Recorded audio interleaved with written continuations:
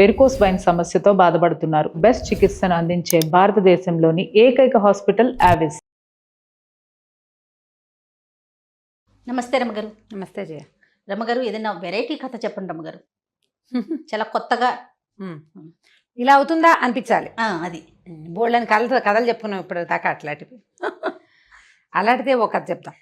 కథా చరిత్సాగరం లేదు, అందులో ఎంత తవ్వినా వస్తాయి జయ. అదే అదే పూర్వం అట ఉజ్జయిని నగరంలో, ఉజ్జయిని అంటే ఇది ఎక్కడ ఉజ్జయిని? మహాకాళుడు ఉజ్జయిని. ఉజ్జయిని నగరంలో నిశ్చయదత్తుడు అని ఒక వ్యాపారస్తుల కుమారుడు ఉండేవాడు. వణిక్ కుమారుడు అని రాస్తారు కథలో.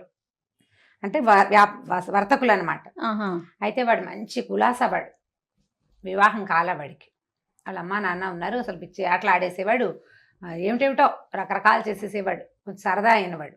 వీడు ఏం చేసేవాడు అంటే మహాకాళ దర్శనానికి వెళ్ళేవాడు. ఎట్లా?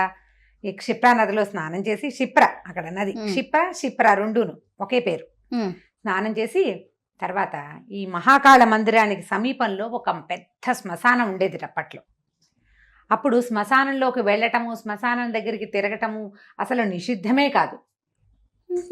ఒకటి ఆడవాళ్ళు కూడా వెళ్ళేవారు, అందరూ పోయేవాళ్ళు. ఇష్టారాజ్యం ఏమీ లేదు అక్కడ, భయం లేదు అసలు. రెండోది ఏంటంటే మహాకాళ మందిరానికి దగ్గరలో శ్మశానం ఎందుకుందంటే శ్మశాన భస్మంతోటే స్వామికి అర్చన చేసేవాళ్ళు. భస్మాభిషేకం చేస్తారు ఉజ్జయిన్లో మహాకాళ లింగానికి. అది శ్మశానం నుంచి తీసుకొస్తారు, చితాభస్మం. అవును, దగ్గరే ఉంటుంది అది. అయితే ఇతను ఏం చేసేవాడు, రోజు గంగలో స్నానం చేశాక చక్కగా చందనం తీసుకునేవాడు. తీసుకుని అప్పుడు గంధం రాసుకోవటం అనేది ఒక అలవాటుగా ఉండేది. ఇప్పుడు మనం క్రీమ్ రాసుకుంటామా, మాయిశ్చరైజరు, అట్లా గంధం రాసుకోవటం అందరూ చేసేవాళ్ళు. ఆడా మగ తేడా లేదు దానికి. ఈ అబ్బాయి ఏం చేసేవాడంటే కొంచెం గంధం తీసుకుని ముఖానికి చేతులకు రాసుకుని ఓ అంత తీసి పట్టుకొచ్చుకునేవాడు. ఈ శ్మశానంలో ఒక స్తంభం ఉండేది, రాతి స్తంభం ఏనాటిదో. ఆ స్తంభానికి ఆ గంధం పెట్టి వీపుని దానికేసి ఇలా రుద్దేవాడు. వీపుకి గంధం రాసుకోవటానికి ఆ స్తంభాన్ని వాడుకునేవాడు అబ్బాయి. వీపు మీద చేయి అందదు కదా, ఎగిడి దిగిడిపోతుంది. స్తంభం మీదకి ఇట్లా వీపు రాసేవాడు అనమాట. ఇలా రాయిగా రాయిగా రాయిగా కొన్నాళ్ళకి ఆ స్తంభం ఓవైపు నున్నగా అయిపోయింది. ఓనాడు ఒక రాత పనివాడు, ఒక శిల్పి అక్కడికి వచ్చారు. ఈ స్తంభం దగ్గరికి వచ్చి స్తంభం నున్నగా ఉండేసరికి, అదొక స్తంభం అంటే ఒక రాయి, అంటే మన కొండరాయి అలా పొడుగ్గా ఉందనుకుందాం. అవును. అక్కడ రాతి నునుపు చూసి అబ్బా ఎంత బాగుందిరా అని ఈ వ్రాత పనిగాడు ఉన్నాడు కదా, వాడు ఒక అమ్మవారి గౌరీదేవి పిక్చర్ వేశాడు చేతితోటి, ఇట్లా పెన్సిల్ తోటి. చిన్న చిన్నవి ఉంటాయి కదా రాసే పరికరాలు. ఈ శిల్పి అన్నాడు, ఎంత బాగా కుదిరిందిరా, రాయి ఎంత బాగుందో అమ్మ అంత బాగుంది అని చెప్పి చక్కగా ఉలి పట్టుకుని చెక్కేసి గౌరీ స్వరూపాన్ని చెక్కాడు ఆ రాతి మీద. చెక్కేసరికల్లా ఒక రోజు గడిచింది. ఇదొక మధ్యాహ్నం అయ్యింది. సాయంకాలం వేళలో ఒక విద్యాధర కన్యక, ఒక అమ్మాయి మహాకాళ దర్శనానికి వచ్చింది. విద్యాధరులు రావాలంటే ఎక్కడి నుంచి రావాలి? అక్కడ సిద్ధపర్వతం, యక్షలోకం నుంచి రావాలి. ఇవి వచ్చిన ఆవిడ అప్పుడు అట్లా దేవతలు, కిన్నరులు, కింపురుషులు కూడా ఈయన దర్శనానికి వచ్చేవాళ్ళట, మహాకాళ దర్శనానికి. ఉజ్జయినిలో శివుడు స్వయంగా నాట్యం చేస్తాడని, మహాకాళుడు స్వయంగా నాట్యం చేస్తాడని, ఆయన అక్కడే ఉంటాడని, మహాకాళ సాన్నిధ్యం ఉందని చెప్పుకునేవాళ్ళు. ఇప్పుడు ఉన్నాడో లేదో, ఆయన ఏం చేస్తున్నాడో. అప్పట్లో సాయంకాలం డమరుకం వాయిస్తారు అక్కడ, అదే మన డక్క డమ డమ డమ మోగిస్తారు. ఆ సౌండ్కి అనుగుణంగా మహాకాళుడు నృత్యం చేసేవాడు అప్పట్లో. కాళిదాసు రాసిన మేఘ సందేశంలో కూడా ఈ మహాకాళుడు నాట్యం చేసే వేళలో ఎలా ఉంది, ఎలా వినిపిస్తుంది, ఉరుములు ఉరివినట్టుగా ఆ డక్కా సౌండ్ వినపడుతుందని, మహాకాళ నృత్యం జరుగుతోందని చెప్తుంది. మేఘం నేను చూస్తున్నాను అని చెప్తుంది అనమాట. అది మేఘాన్ని నువ్వు చూస్తూ వెళ్ళు అని యక్షుడు చెప్తాడు మేఘానికి. అందులో మేఘ సందేశం శ్లోకాలు భలే బాగుంటాయి. అయితే ఇలా జరుగుతున్నప్పుడు ఈ విద్యాధర కన్యకు వచ్చి, సరే ఏం చేసింది, స్వామివారి దర్శనం అయిపోయాక విశ్రాంతి తీసుకోవడం కోసం బయటకు వస్తూ ఈ స్తంభంలో ఉన్న గౌరీ ముఖాన్ని, అమ్మవారి ముఖాన్ని చూసి గౌరీ సాన్నిధ్యం ఉన్నదని భావించి ఆ స్తంభంలో విశ్రాంతి తీసుకుంటోంది. స్తంభంలో చేరిపోయింది. ఓ రోజు విశ్రాంతి తీసుకుని మర్నాడు వెళ్దాం అనుకుంది. మర్నాడు పొద్దునే మనవాడు గంధం పుచ్చుకొచ్చాడు అక్కడికి. ఓహో, ఇవాళ పొద్దు నుంచి మర్నాడు పొద్దుటి కదా వస్తాడు. వచ్చేసరికల్లా గంధం పుచ్చుకున్నాడు. ఈ స్తంభం దగ్గరికి వచ్చేసరికల్లా అమ్మవారి ముఖం కనపడింది. ఎలా వచ్చింది అమ్మ అని ఆశ్చర్యపోయాడు. గౌరీ ముఖాన్ని చూసేసరికి మరి అమ్మవారి ముఖానికి గంధం రాయలేడు కదా. ఏం చేశాడు, వెనక్కి వైపుకి వెళ్ళి ఆ స్తంభానికి పెద్దది ఉంటుంది, ఆ వెనక వైపున గంధం పట్టించి వీపు దానికి వేసి రాయబోతున్నాడు. ఈ స్తంభంలో ఉన్నటువంటి ఆ విద్యాధర కన్యక, ఎంత బాగున్నాడు అబ్బాయి, భలే ఉన్నాడు అనుకుంది. అతను చూస్తోంది, ఉమ్. గౌరి ముఖం నుంచి అమ్మాయి చూస్తోంది. వీడు వెనక్కి వచ్చి స్తంభానికే ఈ గంధం రాసి తన వీపు దానికి ఆనించేశారు. కల్లా సంతోషం పట్టలేకపోయింది.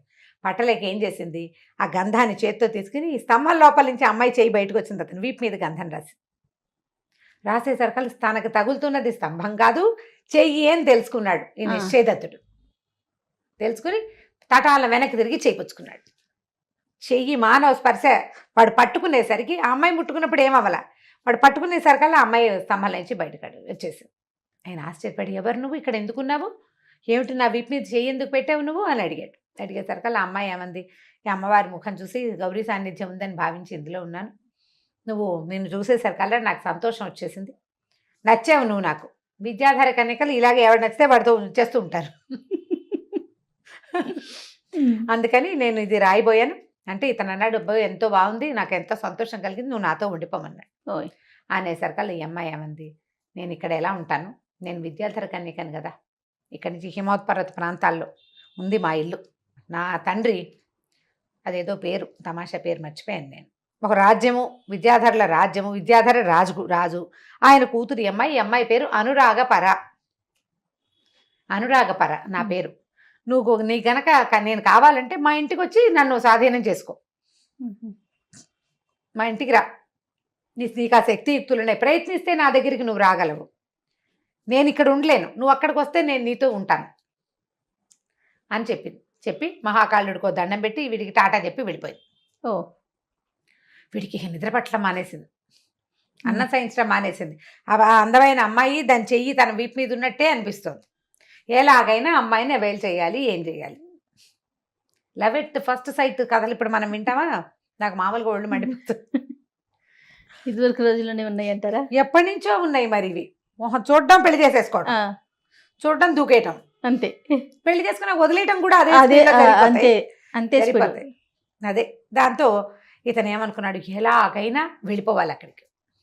ఎట్లా అంటే ముందు హిమోత్పర్వత ప్రాంతాలకు వెళ్ళాలి. సరే వాళ్ళ అమ్మకి నాన్నకి డాటా చెప్పేసాడు. ఇక మొదలెట్టాడు నడక. వెళ్తుంటే ఇతనికి ఒక 3-4 కలిశారు. వాళ్ళు కూడా ఉత్తరం వైపు వెళ్తున్నారు. ఉత్తరం వైపుకి వెళ్తేనే కదా కాశీ, ఇక్కడి నుంచి ఉజ్జయిని నుంచి వీళ్ళు ఉత్తరానికి నడిస్తేనే హిమోత్పర్వత ప్రాంతాలు. అక్కడే వీళ్ళు ఉంటారు, ఈ సిద్ధులు, చారణులు, యక్షులు, విద్యాధరులు వీళ్ళంతా ఉండేది అక్కడ. సరే వెళ్తుంటే ఏమైంది, మధ్యలో ఒక దోపిడీ కాండ్ర ముఠా ఒకటి వీళ్ళని ముఠా పట్టేసింది. వీళ్ళని పట్టేసి ఎవరికో అమ్మేశారు.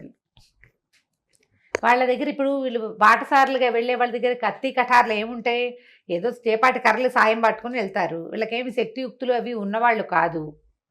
ఈ దోపిడీ కాళ్ళు వాళ్ళు వస్తే, దోపిడీ కాండ్ర ముఠాలు వస్తాయా, వాళ్ళు ఏం చేస్తారు, వీళ్ళ దగ్గర డబ్బులు ఉంటే సరే, లేకపోతే వీళ్ళనే 2 పీకేసి కొట్టి వీళ్ళని బానిసలుగా తీసుకెళ్ళిపోతారు. తిరగబడలేరు వాళ్ళు కూడా చంపేస్తారు. వాళ్ళు ఏం చేశారు, తీసుకెళ్ళి ఈ బానిసల్ని కొనే ఒక ముఠాకి అమ్మేశారు. అక్కడి నుంచి వాడేం చేశాడు, తనకి చాలా స్నేహితుడైన ఒక మ్లేచ్ఛ సరదారికి కానుకగా పంపించాడు వీళ్ళు నలుగురిని. అక్కడ ఒక 4, ఇతనితో పాటు ఇంకో 3 ఉన్నారనమాట.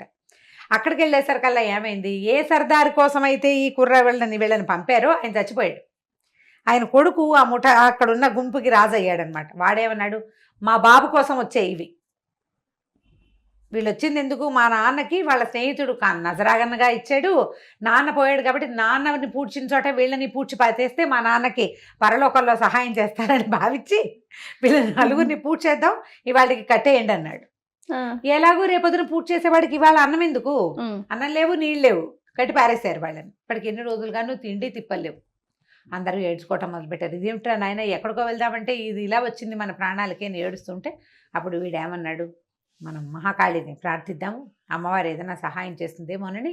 అప్పటికి అభోజనంగా ఉన్నారుగా, ఉపవాసంతో నిన్ను ప్రార్థిస్తున్నాం అమ్మ, మమ్మల్ని మ్లేచ్ఛుల నుంచి రక్షించమని మహాకాళిని ప్రార్థించగా తెల్లవారు వరకు అలా ప్రార్థిస్తుంటే వాళ్ళ అదృష్టం బాగుండి ఆ వాళ్ళ నిండు పున్నమి, దాంతో తెల్లవారుజామున దేవి సాన్నిధ్యం లభించేసింది వాళ్ళకి. అమ్మవారు ఆశరీరమని వినపడింది, మీ కట్లు విడిపడినాయి, వెళ్ళిపోండి అని. చూస్తే కట్లు గిట్లు ఏం లేవు, పరిగెత్తుకుంటూ పారిపోయి బయటకు వచ్చేసారు. వచ్చేసాక కొంత దూరం పోయాక వాళ్ళు అన్నారు, ఒరే నాయన, మేము ఇంకా ఉత్తర భూములకు రాము, ఆ ఉత్తరానికి నడిచిన కొందికి ఇలాంటి కష్టాలే వస్తాయి, ఎవడో ఒకడు ఎత్తుపోతుంటాడు, వాళ్ళ భాష కూడా మనకు అర్థం కాదు, కాబట్టి మేము రాము, మేము దక్షిణానికి వెళ్ళిపోతాం, దక్షిణాపథం వైపు వెళ్తాం నీ ఇష్టం అన్నారు. ఇతను మాత్రం ఆ అనురాగపర లేకుండా వెనక్కి వెళ్ళే ఉద్దేశం లేదు. వెనక్కి వెళ్ళడు అసలు. వాడు అనురాగపర ఎక్కడుంటే అక్కడే ఉండిపోతాడు అంతే. అదే కావాలి వాడికి. ఇలా పెచ్చుంటుంది ఒక ఏజ్లో, అది ఏమో అనుకుంటామో ఇక అదే కావాలనిపిస్తుంది. సరే వెళ్ళిపోతున్నాడు. ముందుకు వెళ్తుంటే ఏమైంది, ఒక మహావ్రతులు ఒక నలుగురు ఇతనికి ఎదురుపడ్డారు. యతీశ్వరులు అనమాట. వీళ్ళు ఏంటంటే తీవ్రమైన తపస్సు చేస్తున్న ధోరణి ఉన్న వాళ్ళు, వ్రతి అంటారు వాళ్ళని. ఈ వ్రతులు ఎలా ఉంటారు, కాషాయము గడ్డం మీసాలు పెంచుకుంటారు, సన్యాసం పుచ్చుకోలేదు, ఏదో ఒక దీక్షలో ఉంటారనమాట. వాళ్ళతో కలిసి నడవడం మొదలుపెట్టాడు. ఏదో దొరికిన చోట కాయా కసురు తిన్నారు. వాళ్ళు జపాలు చేసుకునే వాళ్ళు నడుస్తుంటే వాళ్ళతో పాటు నడుచుకుంటూ పోయేవాడే నిశ్చయదత్తుడు కూడా.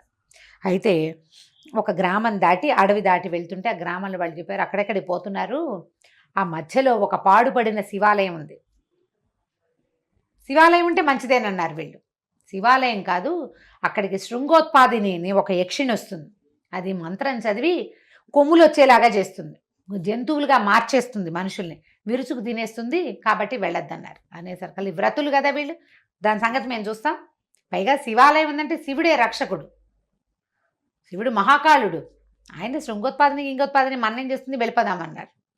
వీడేమనుకున్నాడు, వాళ్ళు నలుగురు ఉన్నారు కదా, పైగా జమాజెట్టీలు వాళ్ళు, వీడు కొంచెం సామాన్యంగా అందంగా ఉన్నవాడు, వాడు పెద్ద పెద్ద పర్సనాలిటీలు, కలిసిపోయాడు వాళ్ళతో పాటు. ఆ అడవిలోకి వెళ్ళేసరికి అక్కడ ఒక పెద్ద శివాలయం, కానీ పాడుగా ఉంది. వీళ్ళు పోయి ఆ సాయంకాలం దొరికిన పళ్ళు గిళ్ళు ఏవో ఉన్నాయి, అవి తినేసి శివాలయంలో పడుకుందామని లోపలికి వెళ్ళారు. వెళ్ళేసరికల్లా కొంచెం అర్ధరాత్రి అయ్యేసరికి ఒక యక్షిణి వచ్చింది. పెద్ద ఆకారము, బ్రహ్మాండమైన పర్సనాలిటీ, అందంగా ఉంది, కానీ అది బాగా 10 అడుగులు ఎత్తుంది, ఇంత లావు అంత ఎత్తునుంది. దాని చేతిలో ఒక కిన్నెర ఇట్లా వాయించే ఒక సాధనం ఉంది, కంకాళ కిన్నెరి అంటారు దాన్ని. ఆ కంకాళ కిన్నెరిని వాయిస్తూ వచ్చింది ఇక్కడికి. వచ్చేసరికల్లా వీళ్ళు ఏమనుకున్నారు, ఏమవుతుంది మన ఏం చేస్తుందో చూద్దాం అనుకున్నారు. అది వచ్చి చక్కగా ఒక పుల్లలు 4 ఏరి ఒక చోట పెట్టి పొయ్యి వెలిగించి నెగ్గడ్లాగా తయారు చేసింది. అక్కడ కూర్చుని ఆ వ్రతుల కేసు చూస్తూ ఈ కిన్నెరి వాయిస్తూ ఏదో మంత్రం చదవటం మొదలుపెట్టింది. అందులో మొట్టమొదటి వాడిని నీ పేరేమిటి అని అడిగింది. వాడు తన పేరు చెప్పంగానే ఆ పేరుతోటి ఆ మంత్రం చదివి వాయించడం మొదలుపెట్టింది. నాట్యం చేస్తుంది ఇట్లా ఊగుతూ, అది పట్టుకుని చక్కగా కూర్చున్నాడు వ్రతి బాసిపెట్టలేసుకుని. 1 నిమిషంలో లేచి నిలబడి ఇలా చేతులు కాళ్ళ మీద 2 కాళ్ళు 2 చేతుల మీద ఇలా వంగి నుంచున్నాడు జంతువులాగా. ఒక 2 నిమిషాలు 3 నిమిషాల తర్వాత అతనికి మొహం నుంచి కొమ్ములు రావడం మొదలుపెట్టాయి. ఇంకొక 5-10 నిమిషాలకి ఒంటి మీద బొచ్చు వెనకాల తోక కూడా వచ్చినాయి, గొర్రె అయిపోయాడు వాడు. శృంగ ఉత్పాదిని అంటే కొమ్ములు మొలిపిస్తుంది అది. శృంగములు అంటే కొమ్ములు, ఉత్పాదిని అంటే మొలిపించేది. ఇలా కొమ్ములు వచ్చేసిన గొర్రె దానంతటదే ఏగిరి ఒక్క దూకి ఆ నెగట్లో పడిపోయింది. పడిపోగానే ఇది కిన్నెరిని పక్కన పెట్టుకుని సంకలో పెట్టుకుని ఆ గొర్రెని శుభ్రంగా ఒలుచుకుని తినేసింది.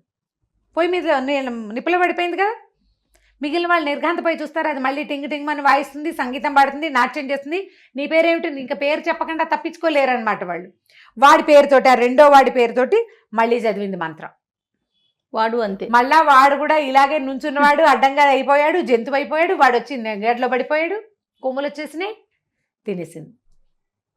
3వ వాడిని 4వ వాడిని కూడా తినేసింది. 5వ వాడు చివర ఉన్న మన హీరోకి నిశ్చయదత్తుడికి వచ్చింది అవకాశం. కాకపోతే ఈ 4వది తినేసరికి దానికి కొంచెం ఆయాసం వచ్చింది. ఏం చేసింది, ఈ కంకాల కిన్నెరుంది వాయించే సాధనం, అది పక్కన పెట్టింది. పెట్టేసరికి అలా వీడేం చేశాడు, వాళ్ళేమో ముందు ఉన్న 4 మంచి పర్సనాలిటీలు, వీడు కొంచెం పల్చగా చిన్నగా ఉన్నాడు. వీడు గబుక్కుని ఏం చేశాడు, ఆ కిన్నెరిని ఎత్తి చెత్తుకుచ్చుకున్నాడు. పుచ్చుకుని అమ్మాయి ఎలా వాయించిందో చూస్తున్నాడు కదా, ఇందాక నుంచి మంత్రం చదివింది 4 times వినేశాడు. వీడు తెలివి గలవాడని చెప్పుకున్నాను కదా. వాడు ఆ మంత్రం చదువుతూ శృంగోత్పాదనికి మంత్రం చదవటం మొదలుపెట్టాడు. హడిలిపోయింది ఇంకా అది. కాళ్ళు పెట్టేసుకుని, బాబా వదిలేరా నాయన, నాకు కొమ్ములు వచ్చేస్తున్నాయి, మానే అంటే నువ్వు వీళ్ళందరినీ తినేసావు, వదిలేస్తాను, నన్ను తినేవా నువ్వు అన్నాడు. నీకు ఏది కావాలంటే అది చేస్తాను రా నాయన, నీకు కావాలంటే అనురాగపర దగ్గరికి నేను తీసుకెళ్తా. దానికి తెలిసిపోయింది వీడు ఎందుకు వచ్చాడు. అనురాగపర దగ్గరికి నేనే తీసుకెళ్తా, దయచేసి నన్ను వదిలిపెట్టేది. నువ్వు మంత్రం చదివా, కొమ్ములు వచ్చాక ఇక నేను మనిషిని కాలేను, ఇక నేను యక్షరూపం ఉండదు, నాకు బుద్ధి కూడా ఉండదు, అందుకని వదిలేయమని అన్నాక సరే వదిలిపెట్టేశాడు.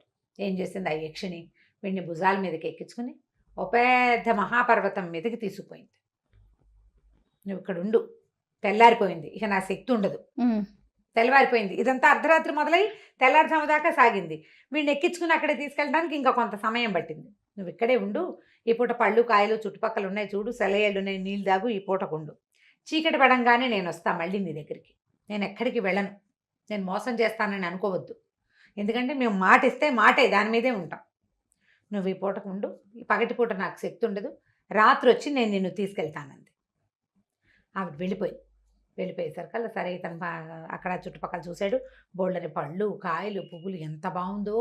హిమాలయ పర్వత ప్రాంతాలకు దగ్గరలో చాలా బాగుంటాయి, యాపిల్స్ అవి ఉంటుంటాయి బహుశా. వీడు శుభ్రంగా పళ్ళు తిన్నాడు, మంచినీళ్ళు తాగాడు. మంచినీళ్ళు తాగి ఏదో ఒక కొండరాయి అంటే దాన్ని ఆనుకొని అట్లా కూర్చున్నాడు. కూర్చుంటే దూరంగా నేలలో 2 పద్మరాగ మణులు కనపడ్డాయి వాడికి. పద్మరాగం అంటే ఎర్రగా ఉంటాయి. ఎర్రటి 2 మణులు ఇట్లా మట్టిలోంచి మొలిచినట్టుగా ఉన్నాయి. అవి మణులేమోనని వాటి దగ్గరికి వెళ్ళాడు. అవి తీయటానికి ఓ పుల్ల పెట్టి ఇట్లా ఇట్లా ఇట్లా అన్నాడు. కదిపేసరికల్లా అవి మణులు కాదు, ఒక కోతి తాలూకు కళ్ళు, కోతి ముఖం కనపడింది వాడికి. అది బతికే ఉంది, నేలలో ఉంది, దాని కళ్ళు మాత్రం పైకి ఇట్లా చూస్తున్నాయి అనమాట. నిర్గాంత పడి ఇదేమిటి కోతి మొహం కనిపిస్తోందని. ఆ కోతి మనుష్య వాక్కుతోటి మాట్లాడింది. ఓ అన్న, నన్ను రక్షించు, నేను నీలాంటి వాడినే, నన్ను తీయమని అనేసరికి తెల్లబోయాడు. ఇదేమిటి కోతి మాట్లాడుతోంది, పైగా ఇది ఎప్పటి నుంచి బురదలో కూరుకున్నది, ఒక బురదలో ఇట్లా పాతేసినట్టుంది, దాని కళ్ళు 2 ఇలా కనపడుతున్నాయి ఎర్రగా. సరే ఏం చేశాడు, అలాగా బయటికి తీసాడు. చుట్టూతా తవ్వి దాని ఒంటికి దెబ్బలు తగలకుండా అట్లా కొట్లా తవ్వాడు, బయటికి తీసాడు. తీసేసరికల్లా ఆ కోతంది, నన్ను రక్షించావు నాయన నువ్వు నన్ను, సరే పద, ముందు ఎన్ని రోజులైందో ఆహారం లేకుండా ఎప్పటి నుంచో బతుకున్నాను, సరే పద నీకు మంచినీళ్ళు అవి చూపిస్తానని ఒక ఆ అడవిలో, అదే కొండ మీద ఉన్నారు కదా, ఎక్కడున్నారు వీళ్ళు, శృంగోత్పాదిని తీసుకొచ్చింది వీడిని అనురాగపర దగ్గరికి వెళ్ళడానికి. శృంగ అంటే ఆ కొండ మొదట్లో వదిలిపెట్టింది. ఆ అడవిలోకి తీసుకెళ్ళి చక్కగా బోల్డ్ అని నీళ్లు, చక్కగా పళ్ళ చెట్లు ఉన్న నీడగా ఉన్న ఒక చోటికి తీసుకెళ్ళింది. ఆ కోతి 4 పళ్ళు తిని మంచినీళ్ళు తాగింది. ఈయన నిశ్చయదత్తుడు కూడా పళ్ళు తిన్నాడు. మంచినీళ్ళు తాగాక అడిగాడు, ఏమిటో నువ్వు మా కోతివి, మనిషి భాష ఎలా మాట్లాడుతున్నావు, నువ్వెవరు, ఇక్కడికి ఎలా వచ్చావు, ఎక్కడి నుంచి ఇక్కడికి వచ్చావు అని అడిగేసరికల్లా హరిశర్మ, అన్న నా కర్మ ఏమని చెప్తావు, నా పేరు హరిశర్మ, నేను ఉజ్జయిని నగరమే మాది, ధారానగరం ఆ పక్కన ఎక్కడో ఉండేవాడిని. మా అమ్మ నాన్నలకి నేను ఒక్కడే కొడుకుని. అయితే నేను చాలా అందగాడిని చిన్నప్పుడు, అంటే మొదట వీడు మనిషిగా ఉన్నప్పుడు. ఒకనాడు నేను కొంచెం కాస్త వేషాలు మారిని, కాస్త ఆడపిల్లల సరదా ఎక్కువే నాకు. ఒక బజార్లో వెళ్తుంటే ఆ బజార్లో ఒక పెద్ద గొప్ప వ్యాపారస్తుడి కూతురు, దాని పేరు బంధుదత్త. దానికి పెళ్ళైపోయింది. వరాహదత్తుడు అనేవాడితో వివాహం అయిపోయింది. కానీ పుట్టింటికి వచ్చింది 4 రోజులు ఉండడానికి. ఈ కింద వెళ్తున్నటువంటి నన్ను చూసి నాకు సైగ చేసింది, నన్ను రమ్మని, నీ మీద మనసు పడ్డాను రమ్మంది. సరే నేనేం చేశాను, ఈవిడికి ఒక స్నేహితురాలు ఉంది, సుఖాశయ దాని పేరు. ఆ సుఖాశయ ఏం చేసింది, చెలికత్తె నాకు ఆ అమ్మాయికి మొత్తానికి స్నేహం కలిపింది. నేను బంధుదత్త నేను బాగా గడిపేవాళ్ళం, అటు ఇటు తిరిగేసేవాళ్ళం, తోటలు దొడ్లు అన్నీ మావే. ఎంత హాయిగానో గడిపాను ఆ అమ్మాయితోటి. ఇక నాకు పని పాట ఏం లేదు, దాని వెనకాల పడి తిరగటమే. కొన్నాళ్ళకి వరాహదత్తుడు ఆవిడ మొగుడు ఉన్నాడు కదా, ఆయన వచ్చేసాడు ఈ అమ్మాయిని తీసుకెళ్ళటానికి వచ్చేసరికల్లా ఈ బంధుదత్త ఏడ్చి సోకాలు పెట్టింది నన్ను వదిలిపెట్టి వెళ్ళటానికి. ఆ సుఖాశయతో చెప్పింది, నాకు ఎలాగైనా సరే ఈ హరిశర్మను వదిలిపెట్టి వెళ్ళటం ఇష్టం లేదు, భర్త దగ్గరికి వెళ్ళాలి, వాడికి బోల్డ్ ఆస్తుంది, కానీ నాకు వీడు కూడా కావాలి, ఏం చేయమంటావంటే అప్పుడు సుఖాశయ యోగిని. అది ఏం చెప్పిందంటే, నా దగ్గర 2 మంత్రాలు ఉన్నాయి, నేను ఆ మంత్రించి ఆ ఒక తాడుని, ఎర్రతాడు ఏదో 2 తాడుని కనుక దాని ఒకటి మెళ్ళో కడితే వాడు కోతి కానీ ఏదైనా జంతువు అయిపోతాడు, ఏదో ఒక జంతువు అయిపోతాడు. ఓ పని చేస్తా, నా దగ్గర ఉన్న మంత్రంతో ఈ హరిశర్మని కోతిగా చేస్తా, నువ్వేమో కోతితో ఏముంది, కోతిని పెంచుకుంటారు కదా, వీడిని నీతో తీసుకెళ్ళిపో, వాడి బుద్ధి ఏమీ నశించదు, వాడికి జ్ఞానం ఉంటుంది, భాష ఉంటుంది, కోతిగా ఉంటాడు. మీ ఆయనతో ఉన్నప్పుడు కోతిగా ఉంచుకో, మీ ఆయన ఊరే బయటికి పనిలోకి వెళ్ళిపోగానే వీడి మెళ్ళ నుంచి మంత్రం చదివి తాడిప తీసేసావా, వాడు మనిషి అయిపోతాడు, హాయిగా నువ్వు ఎంజాయ్ చేద్దువు కానీ అని చెప్పింది. చెప్పి ఆ యోగిని అయినటువంటి సుఖాశయ నా మెళ్ళలో ఒక తాడు కట్టింది, ఇదిగో ఇదే ఆ తాడని చూపించాడు, మెళ్ళలో ఒక తాడు ఉంది, తాడు కట్టేసింది. సరే బంధుదత్త ఏం చేసింది, భర్త వచ్చేసరికి ఆయనకి కాళ్ళకి నీళ్ళు ఇచ్చి ఆయనకి ఆవలించుకుని సంభావించి వెళ్ళిపోదాం పద, నేను ఈసారి ఒక కోతి పిల్లని పెంచుకున్నాను, కోతి పిల్లని తీసుకెళ్దామని నన్ను చూపించింది. ఆయన కొంచెం సరదా పడ్డాడు, నిన్న ఎంత కోతి ఎంగగా ఉంది, దానికి ఎగరటం దూకటం అన్నది, అత్తే ఇత్తే అంటే తెస్తుంది, మాట్లాడటల్లా, వాడికి మాటలొచ్చు కానీ మాట్లాడటల్లా, మాట్లాడకుండా కోతిగానే ఉంటున్నాడు. కోతి తెలివిగా అన్ని పనులు చేస్తూ పళ్ళు పట్టుకురా, కాఫీ పట్టుకురా, టీ పట్టుకురా చేస్తుంటే సరదా కాదు. ఆయన సరదా పడ్డాడు. సరే మేము ముగ్గురం బయలుదేరాం. బోళ్ళంత పరివారం, పనివాళ్ళు. అమ్మాయి అత్తారింటికి వెళ్తుంది కదా, సారే గీరే అన్నీ ఇచ్చారు, పనివాళ్ళు అంతా ఉన్నారు. తీరా మేము బయలుదేరి వెళ్తే మధ్యలో అదేంటి వాళ్ళ ఊరేందేం దగ్గర కాదు, దారిలో ఆగాలి కొన్ని చోట్ల. ఒక అడవిలో ఆగాం. ఆగేసరికల్లా ఏమైంది, ఆ అడవిలో ఒక కోతుల గుంపు ఒకటి వచ్చింది. వాళ్ళు అవి నన్ను చూడంగానే తమ జాతివాడు ఒకటి కనిపించేసరికల్లా వెంబడి పడిపోతాయి కోతులు. ఇక నన్ను పట్టి పీకి లాగేసినాయి. వాళ్ళు ఎంత ట్రై చేసినా పని వాళ్ళంతా వెంబడబడ్డారు. ఆ బంధుదత్త ఏడ్చి శోకాలు పెట్టింది. ఈ వరాహదత్తుడు వెంబడబడ్డాడు కర్ర పుచ్చుకుని. అయినా సరే ఆ కోతులు నన్ను వదిలిపెట్టలేదు. వాళ్ళకి నేను దొరకల. ఈ కోతులు నన్ను, వీడికి కోతయ్యాడు కానీ ఎగరటం దూకటం ఏం పెద్దగా రాదు పాపం. ఒక్కో కోతి దీన్ని చేయిపుచ్చుకోవటం, రెక్కపుచ్చుకోవటం, విసిరేయటం, ఆ చెట్టు మీద పడ్డం, అక్కడి నుంచి ఇంకోటి పట్టుకుని ఇంకో చోటకి విసిరేయటం, అటు ఇటు విసిరేసేసి అడవంతా విసిరేసేసి చివరికి నన్ను సొమ్మసిల్లి పడిపోయాను నేను. వాళ్ళేమో ఇంకా చూశారు వెతికారు నా కోసం. ఆ కోతి గుంపులో వీళ్ళ కోత ఎక్కడుందో తెలీదు. దీని గుర్తేమిటి, మెళ్ళలో ఎర్రతాడు. ఆ మంత్రం చదివి ఊడదీస్తేనే వాడు మనిషి అవుతాడు, లేకపోతే అవడు. నేనేమో ఎక్కడో పడిపోయా. ఈ బంధుదత్త ఏం చేస్తుంది, ఇంకేం చేస్తుంది, దాని వల్ల దుర్మార్గురాలు నేను మనిషిని కాకుండా కోతినయ్యాను, నా బతికిట్లా అయిపోయింది, నేనేమో ఇక్కడ పడిపోయాను. వాళ్ళు కాస్త వెళ్ళిపోయారు. ఇంకేం చేస్తారు, మొత్తం అంతా వెళ్ళిపోయారు. ఈ కోతులు పీకి రక్కి నన్ను, నేను వాళ్ళలాగా ప్రవర్తించట్లేదని వాటిలాగా అన్ని పీకేసినాయి నన్ను. అసలు నేను ఎత్తురు ముద్దయిపోయాను. ఎలాగో ఓ పొదమాటను కూర్చుని ఉన్నాను. మెల్లిగా ఒక పూట కాస్త సర్దుకున్నా. నా కర్మానికి ఎలాగోలాగా ఇంటికి నడిచి వెళ్ళిపోదాం, కనీసం ఆ సుఖాశయ దగ్గరికి అయినా వెళ్తే అది ఆ తాడైనా ఊడదీస్తుంది అని అనుకున్నాను. కానీ ఇంతలో ఏనుగుల గుంపు ఒకటి వచ్చింది. వాటిల్లో ఒక పిడి ఏనుగు, ఆడ ఏనుగు చాలా తిక్కలో ఉంది. అదేం చేసింది, నన్ను మెడబట్టేసుకుంది. ఎందుకంటే దీనికి ఎగరటం పారిపోవడం రాదు ఈ కోతికి, ఇది మనిషి కోతి కదా. ఏం చేసింది, వర్షాకాలం బాగా ఒక పుట్టలో నన్ను పాతేసేసింది. ఓహోహో, పుట్టలో పాతిపెట్టి తొక్కేసింది నన్ను, లోపలికి తొండబెట్టి నొక్కేసింది అనమాట. నేను అందులో ఇరుక్కుపోయాను. ఏదో మనిషిని కాబట్టి ఆలోచించి శివనామ స్మరణ చేసుకుంటూ, ఉజ్జయిని మహాకాళుడు మరి ఆయన గుర్తు చేసుకుంటూ శివనామ స్మరణ చేస్తూ ఎవడో ఒకడు వచ్చి నన్ను రక్షించపోతాడని బతికున్నాను నాయన. అందుకే నేను ఇంత బక్కచిక్కిపోయి ఓపిక లేదు. పుట్ట ఏమైంది, క్రమంగా వానకి కరిగిపోయింది. ఇది లోపల ఇరుక్కుంది కదా, పై పుట్టంతా పోయింది. ఈ ఇరుక్కుపోయిన కోతి ఇరుక్కుపోయినట్టు అడుగునే ఉండిపోయింది. దాని కళ్ళోటే కనపడుతున్నాయి అనమాట అని చెప్పింది. చెప్పి నువ్వెవరు ఏమిటి అని అడిగింది. నువ్వెవరంటే ఈ నిశ్చయదత్తుడు చెప్పాడు, ఫలానా ఒక యక్షిని నా వీపుకి గంధం రాసింది, నేను దానికోసం బయలుదేరాను, మధ్యలో శృంగోత్పాదిని కనపడింది, అదే నన్ను తెచ్చి ఇక్కడ పెట్టింది అనేసరికల్ ఈ హరిశర్మ అన్నాడు, ఆడవాళ్లతో చాలా కష్టాలు భయ్యా, నీకు తెలీదు, చాలా కష్టాలు పడ్డాడు కదా.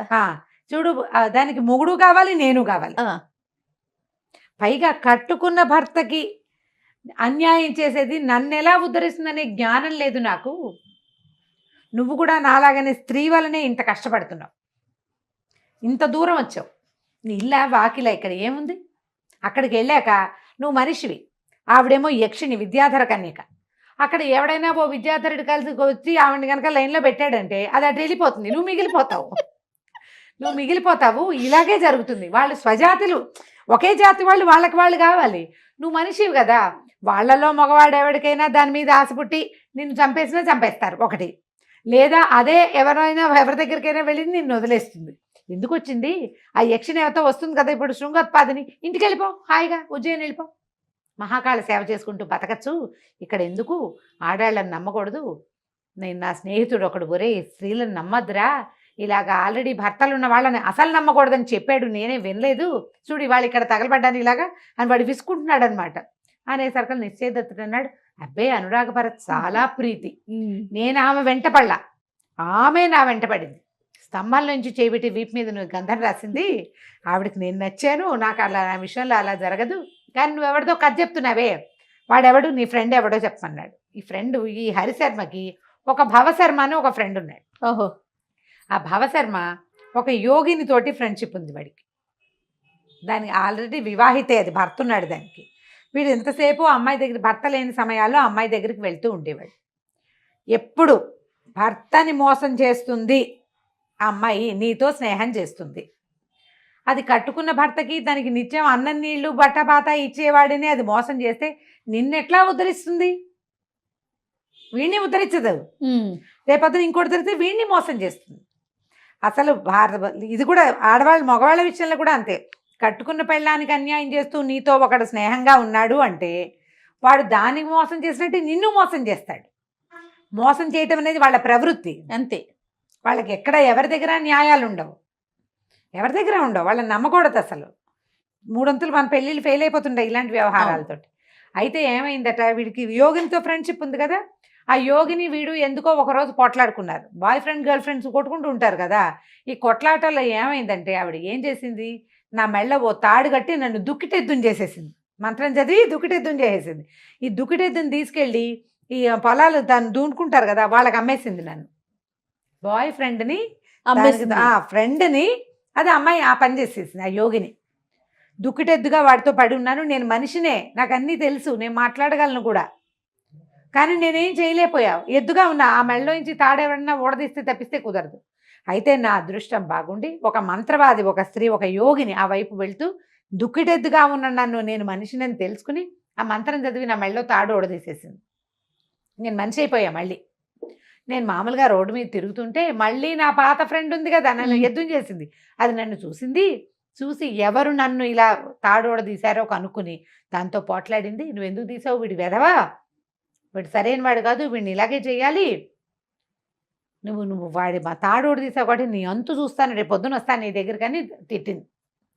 తిడితే ఆ అమ్మాయి ఏం చెప్పిందంటే, ఒరే అబ్బాయి, ఎవరి తాడోడు తీసిన ఆవిడ ఉందిగా, ఆవిడ ఏం చెప్పింది, భవశర్మకి, ఇది రేపు పొద్దున గోడిగా, అంటే అది ఒక రకమైన జంతువు, మరి గోడిగా అని రాస్తారు, ఎద్దేనేమో అది, మరి అది నల్లగోడిగా వస్తుంది, నేను ఎర్రగోడిగా మారతాను, మేమిద్దరం ఫైట్ చేసేటప్పుడు ఆ నల్లగోడిగని చంపేయి అని చెప్పింది. చెప్పేసరికి సరే మర్నాడు పొద్దున నిజంగానే నా పాత గర్ల్ ఫ్రెండు, నన్ను రక్షించిన యోగిని, ఇద్దరు చెరో గోడిగల, నల్లగోడిగా ఎర్రగోడిగా మారి తెక్కొట్టుకున్నారు.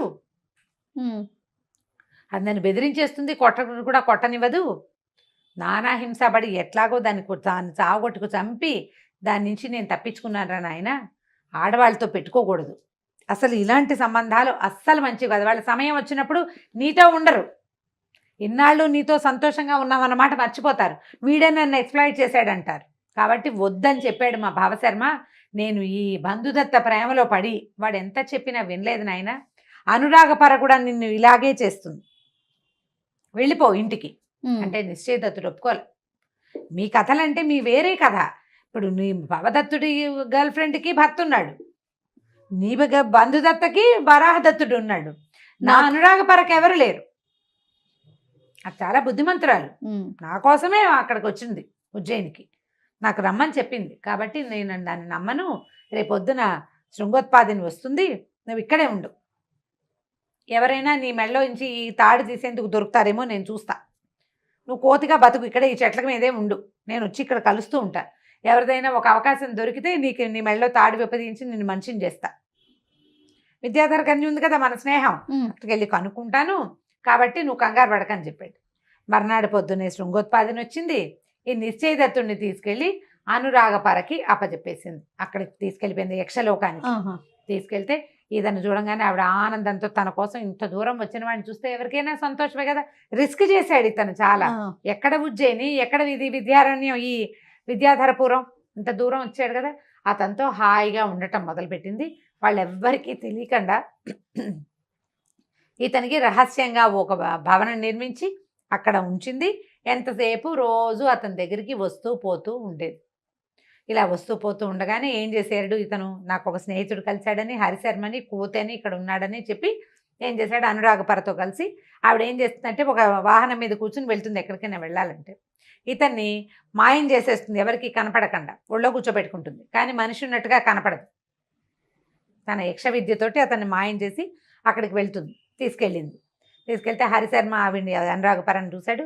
వీళ్ళిద్దరూ కాసేపు కబుర్లు చెప్పుకునేవాళ్ళు. తర్వాత ఏం చెప్పిందంటే, నేనేదో బిజీగా ఉంటా కదా అన్న, మాకు ఇక్కడ డ్యాన్సులు పాటలు బోల్డని వ్యవహారాలు ఉంటాయి, నువ్వు ఒక్కడవే ఉంటావు, నీకు ఎప్పుడు కావాలంటే అప్పుడు ఈ మంత్రం చదువుకో, నువ్వు హరిశర్మ దగ్గరికి వెళ్ళు, నువ్వు అతని దగ్గర ఉండు, కావాల్సినప్పుడు నీకు కాలక్షేపం ఉండాలి కదా, నీబోటి మానవుడు ఇంకోటి మాట్లాడాలి, మనకు మన జాతి వాళ్ళు కావాలి కదా. మరి ఈ విద్యాధరుల్లో ఎవరితోటి వీడికి స్నేహం లేదు, ఈ అమ్మాయి తప్ప. ఆ అమ్మాయితో ఎంతసేపు ఉంటాడు, వాడికి తోచాలి కదా. ఆ అమ్మాయికి వేరే వ్యవహారాలు ఉంటాయి, అది అమ్మా నాన్న దగ్గరికి వెళ్ళాలి, అక్కడ చెల్లెలను చూసుకోవాలి, ఇల్లు వాకిలి, దాని వేరే వ్యవహారం ఉంది. కాబట్టి ఓ మంత్రం నేర్పించింది. ఈ మంత్రంతో నువ్వు ఎప్పుడు కావాలంటే అప్పుడు హరిశర్మ దగ్గరికి వెళ్ళమంది. ఒకసారి అతను వెళ్ళి అక్కడ ఉన్నాడు పగటిపూట. ఆ సమయంలో ఈ అనురాగపర దగ్గరికి ఒక విద్యాధర యువకుడు వచ్చాడు. ఆ అమ్మాయి జాతికి చెందినవాడే, రాగరంజనుడు అలాంటి పేరున్నవాడు, రాగరంజనుడు అనేవాడు వచ్చి ఆ అమ్మాయిని మాట్లాడిచ్చాడు, పలకరించాడనమాట. పలకరిస్తే అతనికి తెలిసింది ఈ అమ్మాయి ఒక మానవుడితోటి జతకట్టి ఉందని, అతనితో కలిసి ఉంటోందని తెలిసిపోయింది అతనికి. వాళ్ళకి తెలుస్తాయి ఎట్లా. సరే ఏమన్నాడు, నువ్వేమిటి పరమేశ్వర వరప్రసాదాలు ఉన్నవాళ్ళం మనము, మానవులతో జత కట్టడం ఏమిటి, అదొక తాత్కాలికమైన క్రియ. నువ్వు భూలోకానికి వెళ్ళావు, అక్కడే 4 రోజులు ఉండొచ్చేస్తే సరిపోయేది. ఇక్కడికి తెచ్చావు అనవసరంగా. మనుషులు మోర్టల్స్ కదా, అంటే వాళ్ళు మరణిస్తారు. వాళ్ళు ఎక్కువ కాలం ఈ యవ్వనము, ఈ ఉత్సాహము, ఈ రొమాంటిక్ ధోరణి ఉండదు వాళ్ళకి. వయసు పెరిగే కొందికి ఉండదు కదా. మనం అట్లా కాదు, నిత్య యవ్వనులం కదా మనము. నువ్వు వాడితోటి ఎందుకు జత కట్టావని ప్రశ్నించాడు ఆ అమ్మాయిని. ఆ అమ్మాయి ఏదో చెప్పింది, మహాకాళ దర్శనానికి వెళ్ళినప్పుడు కలిశాడని, నన్ను వెతుక్కుంటూ వచ్చాడని, నేనంటే ప్రేమగా ఉంటాడని ఏదో చెప్పింది. అలా అయితే నాకు కూడా నువ్వంటే బోల్డంత ప్రేమే, నేను ఎప్పటి నుంచో నీ కోసం చూస్తున్నాను, కానీ నువ్వు మనిషి వెనకాల పడ్డావు అన్నాడు. వాళ్ళిద్దరూ మెల్లిగా మాట్లాడుకుంటుంటే ఆ అమ్మాయి ఏమనిపించింది, అమ్మాయికి నిజమే కదా, వాడు మనిషి, వీడు మన జాతి వాడే. వాడిని అటు పంపించి ఈ అబ్బాయితో ఉండటం మొదలుపెట్టింది. అతను అన్నట్లుగానే జరిగింది. అలాగే జరుగుతుంది కూడా. అయితే ఏమైంది, ఈ పగలల్లా ఇతనితో ఉంటుంది, సాయంకాలానికి నిశ్చయదత్తుడు వచ్చేసరికల్లా అమ్మాయికి పొద్దునుంచి ఒక మగవాడితో గడిపి అతనితో తిరిగి ఉండేసరికి సాయంత్రం నాకు తలనొప్పి, నాకు విసుగ్గా ఉంది, నువ్వు నీ దారి నువ్వు ఉండు, నన్ను డిస్టర్బ్ చేయకు అంటాం మొదలుపెట్టింది. సరే ఏమైంది, మళ్ళీ ఇంకొకసారి నిశ్చయదత్తుడు వెళ్ళినప్పుడు డల్గా కనపడ్డాడు. హరిశర్మ అడిగాడు, ఏమిటి మిత్రమా డల్గా ఉన్నావు అంటే, అయ్యో అనురాగపరకి చాలా తలకాయ నొప్పి, అనారోగ్యం వచ్చేసింది, ఎందుకో తెలీదు. పాపం విద్యాధర కన్యక నాలాంటి మనిషితోటి జత కట్టడం వల్లే అమ్మాయికి జబ్బులు వచ్చినట్టున్నాయి, పాపం నాకు చాలా బాధగా ఉంది, నా వల్లే అనురాగపరకి అనారోగ్యం వచ్చింది, పైగా నన్ను కాపాడాలి, ఎప్పుడు నన్ను దాచాలి వాళ్ళ అమ్మా నాన్న దగ్గర నుంచి, ఆమె జాతి వాళ్ళందరి దగ్గర నుంచి నన్ను దాచిపెట్టాలి, కష్టపడుతోంది నా వల్ల. అంచేత అమ్మాయి పాపం తలకాయ నొప్పి, అనారోగ్యం, చాలా ఏమంటారంటే అస్వస్థతగా గురవుతోందంటే ఇతను అన్నాడు, జ్ఞాని ఈ కోతి అది ఊహించేశాడు. వాడు ఊహించేసి అక్కడికి ఏదో జరుగుతోంది, అందుకే వీడిని దూరం పెడుతోంది. అమ్మాయి తలనొప్పని కాళ్ళనొప్పని చెప్తుంది. నువ్వు ఓ పని చెయ్యి, నేను నీకు ఒక మంత్రం చెప్తా, ఆ మంత్రంతో ఇప్పుడు నువ్వు ఇంటికి వెళ్ళిపో. నీకు ఎలాగో మంత్రం, ఇంటికి వెళ్ళే మంత్రం తెలుసు, అనురాగపర దగ్గరికి వెళ్ళేది. అనురాగపరని కూడా ఇక్కడికి తెచ్చేసే మంత్రం ఒకటి చెప్తా నీకు. ఆ మంత్రం చదివి ఆ అమ్మాయిని తీసుకొచ్చేసి నీకు ఒక మహత్యం చూపిస్తానన్నాడు. విశేషమైన విషయం ఒకటి చెప్తాను నేను అన్నాడు. ఎలాగైనా అనురాగపరకి తలనొప్పి తగ్గుతుంది అనుకుని నిశ్చయదత్తుడు ఏం చేశాడు, తనకు మామూలుగా వచ్చిన ఇక్కడి నుంచి మాయమైపోయి అక్కడ ప్రత్యక్షం అయ్యే విద్యతోటి అక్కడికి వెళ్ళిపోయి నిద్రపోతోంది అనురాగపర. ఇతను వెళ్ళేసరికి ఆ నిద్ర ఎట్లా నిద్రపోతోంది, ఆ విద్యాధరుడు కూడా ఆమెతోటి ఆమె పక్కనే ఉన్నాడు. అయితే ఆ అమ్మాయి తిరస్కరిణి విద్య అని ఒక విద్య ఉంటుంది.